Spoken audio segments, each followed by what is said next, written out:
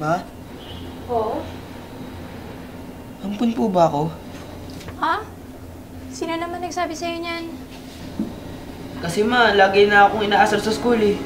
Ampun daw ako ma eh.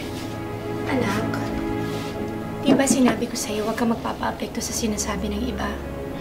Pero ma, sabihin mo sa akin ma, ampun po ba ako? Ha? Ma! Ampun ba ako? Ha? May paliwanag mo pa ba? May paliwanag mo, bakit may 4 na baso ko sa likod?